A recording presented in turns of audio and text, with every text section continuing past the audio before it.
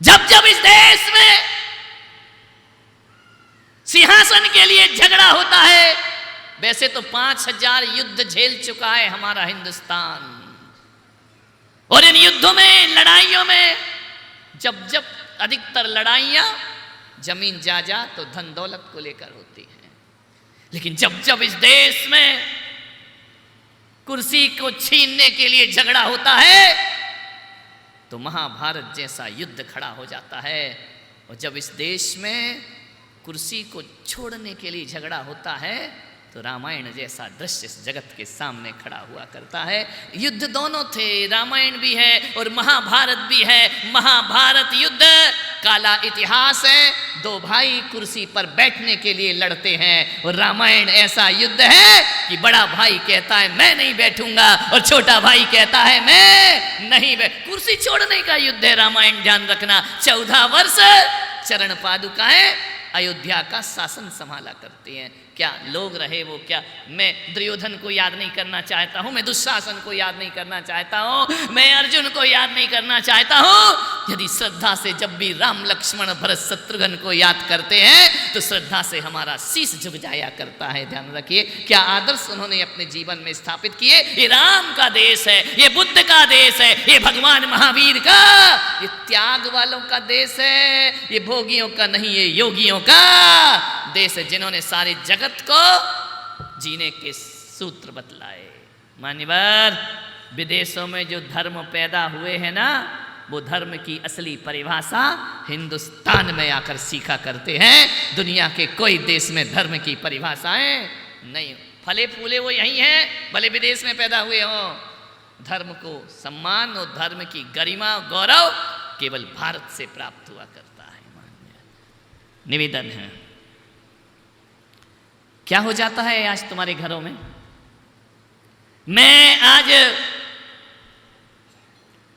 5000 साल पहले हुए महाभारत की बात नहीं करूंगा। मैं आज जिस महाभारत की बात कर रहा हूं, हर घर में महाभारत हो रही है। ध्यान रखना, हर घर में भाई भाई से टूट रहा है, हर घर में पारिवारिक संबंध खत्म हो रहे हैं, हर घर में पारिवारिक कलह मची हुई है, हर घर में पारिवारिक हिंसा हो रही है। ध्यान रखना, घर के लोग ही घर के दुश्मन हो रहे हैं। मान्यवर, मैं आपका ध्यान आकर्षित कराना चाहता हूं कि हमें यदि इस घर की महाभारत को मिटाना है तो मैं पुलक सागर आपसे कह रहा हूं कि इस घर की महाभारत को मिटाना है तो हर घर में रामायण की एक किताब होना बहुत जरूरी हुआ करती है। ध्यान रखना, बिना रामायण के महाभारत नहीं मिट सकती है, बिना रामायण के राम राज्य की स्थापना नहीं हो सकती है। हर घर में एक रामायण होना बहुत जरूरी है। किताबों की रामायण हो या ना हो, विचारों की रामायण हर घर और दिल में होना चाहिए। मान्यवर, अरे मुसलमान का घर है वो भी तभी बचेगा जब रामायण जिएगा मेरे भाई, जैन भी तभी बचेगा जब रामायण जिएगा, और भारत का भविष्य तभी बचेगा जब वो रामायण में जीना प्रारंभ।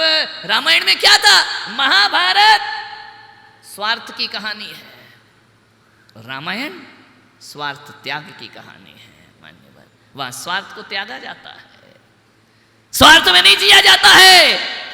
और जैन दर्शन कहता है कि स्वार्थ त्याग की कठिन तपस्या बिना खेद जो करते हैं, ऐसे ज्ञानी साधु जगत के दुख समूह को।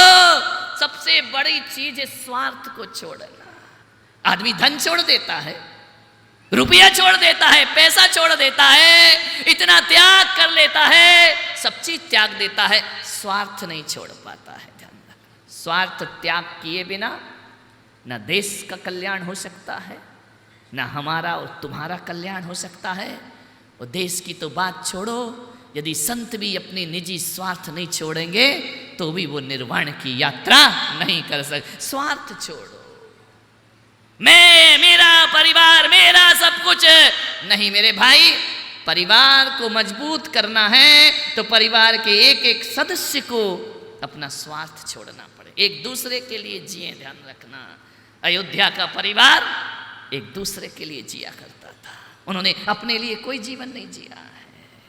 मान्यवर, आपसे निवेदन है,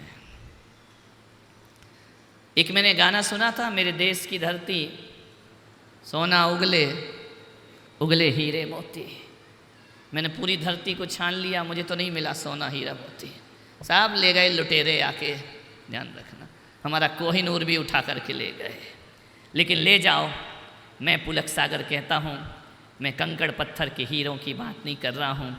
मेरे देश के हीरे मोती कंकड़ पत्थर नहीं, मेरे देश के असली हीरे मोती कोई हैं तो राम मेरे देश के हीरे मोती हैं, लक्ष्मण मेरे देश के हीरे मोती हैं, महावीर मेरे देश के हीरे मोती हैं। ध्यान रखना, ऋषभदेव इस देश के हीरे मोती हैं, विवेकानंद इस देश के हीरे मोती हैं, आचार्य शांति सागर इस देश के हीरा मोती हुआ करते। ध्यान रख, असली हीरे मोती तो ये हैं। कंकड़ पत्थर में क्या रखा है, उसकी चमक में हमारे आदर्श, हमारी संस्कृति, ये असली हीरे मोती हैं। असली हीरा वो है जो पिता के वचन के लिए 14 वर्ष वनवास स्वीकार कर लिया करता है, उसे कहा जाता है देश का असली हीरा। मान्यवर, धन दौलत से रिश्ते नहीं चलते हैं, भाईचारे से रिश्ते चलते हैं। भाईचारा होना चाहिए। परिवार की नींव को मजबूत करना है तो अनुशासन नहीं, अनुशासन से देश महान नहीं बनेगा, प्रेम अनुशासन होना चाहिए। प्रेम अनुशासन, हमारे माता पिता वो थे, यदि हम कोई उदंडता करते थे और उन्हें थोड़ी सी निगाह दिखा दी तो चुप हो जाया करते थे। ये प्रेम अनुशासन था। ध्यान रखना, मारपीट वाला अनुशासन नहीं था, प्रेम का अनुशासन। निगाहें देख करके बात की जाती थी, चेहरा देख करके संवाद किए जाते थे। ध्यान रखना, प्रेम अनुशासन से अपने घर को बांधने का प्रयास करें। पहले यह प्रयास रहता था कि जैसे तैसे कैसे भी हो घर जुड़े रहना चाहिए, टूटना नहीं चाहिए। अब ये प्रयास होता है कि डोला रख नहीं पाता बहू का, आई एम सेपरेट सेपरेट, तुम अलग हो रे, हम अलग, सासू अलग रहेगी, ससुर अलग रहेंगे, बेटा अलग रहेगा। ये वातावरण तुम्हारे घरों में बन रहे हैं। और आजकल तो बनाने की जरूरत ही नहीं है, बाहर पढ़ने भेज देते हो, वहीं पढ़ता है, वहीं जॉब करता है, शादी करता है बीवी को लेकर। चला, सास बहू का सुख नहीं भोग पाती है और बहू सास का सुख नहीं भोग पाती। ध्यान रख, आजकल तो अपने आप सेपरेट हो जाते हैं। मान्यवर, ऐसी पढ़ाई मत कराओ। आज मैं जहां तक सोचता हूं, कोई माँ बाप के दिल से यदि पूछे, उनकी धड़कन से, कि तुम पिताजी क्या चाहते हो, तो एक बाप ये नहीं चाहता है कि मेरा बेटा अमेरिका में रहे और 50 लाख रुपए महीने कमाए। मेरे भारत का बाप तो ये चाहता है बेटा 50,000 रुपये कमाए लेकिन शाम का भोजन मेरे साथ थाली में बैठ करके खाए।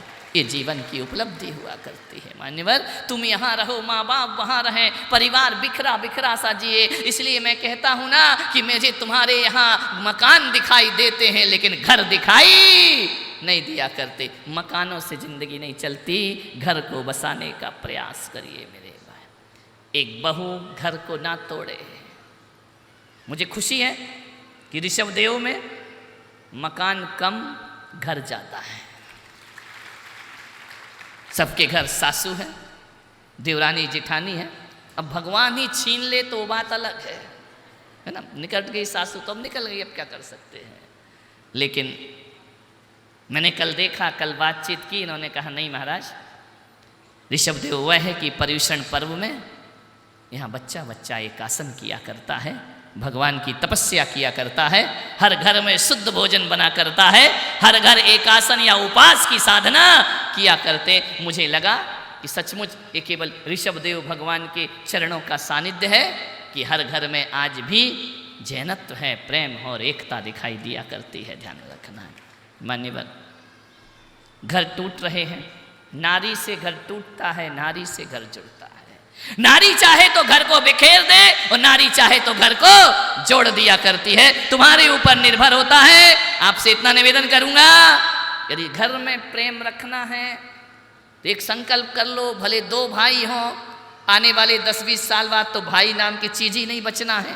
एक ही औलाद हमारे पास रहेगी। और वही चिंता मंत्री जी ने अभी व्यक्त की है कि हमारे परिवार सिमटते जा रहे हैं और विधर्मियों के परिवार बढ़ते चले जा रहे हैं, बढ़ते चले जा रहे हैं। और एक दिन वो होगा कि यदि ऐसा ही चलता रहा तो आज मंत्री जी ने जो बात कही है कि जो बांग्लादेश में हुआ वो हिंदुस्तान में भी होने को तैयार हो जाएगा। सावधान रहें, सावचेत रहें, रिश्ते खत्म मत करो।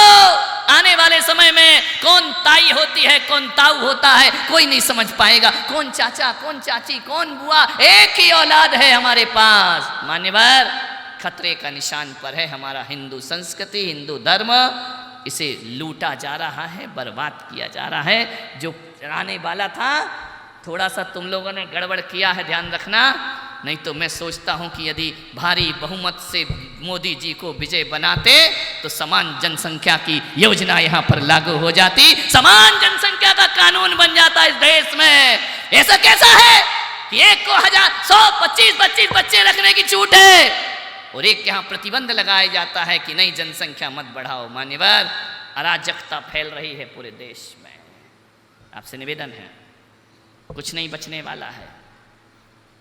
जब लूटे जाओगे ना, जब तुम्हें कोई पकड़ेगा ना, और यही हालत इस देश के रहे, तो जिनकी संख्या कम हो जाती है ना, उनकी घर की बहू बेटियों को उठा उठा करके ले जाएंगे और तुम अपनी जान बचाने के लिए सौदा भी कर बैठोगे। ध्यान रखना है, तुम्हारे घरों को लूटने में और बर्बाद होने में ज्यादा देर नहीं लगेगी। सावधान हो जाएं।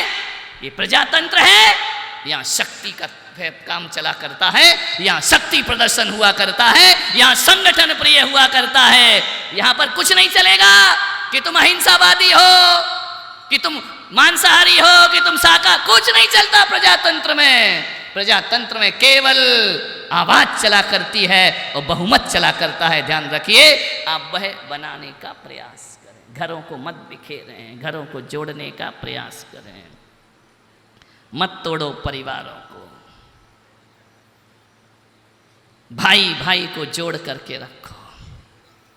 नारी सोच ले कि मैं अपने परिवार को नहीं बिखरने दूंगी, और जिस बहू ने ठान लिया ना कि मैं अपना परिवार किसी कीमत पे नहीं बिखरने दूंगी, मैं कहता हूं उस मकान में 1000 वास्तु दोष हो, उस मकान में कितना भी तुम्हारे दोष और बुरी नजर लगी हो, यदि बहू ठान ले कि नहीं बिखरने दूंगी, तो कोई वास्तु सुधारने की जरूरत नहीं, वास्तु अपने आप घर का सुधर जाया करता है। ध्यान रखिए, कितनी भी भाग्य की आड़ी टेढ़ी रेखाएं हो, नारी संकल्प कर ले कि मैं अपने परिवार को बिखरने नहीं दूंगी। ध्यान रखिए, त्याग करना पड़ता है, भावनाओं का त्याग करना पड़ता है, तब परिवार एक होता है।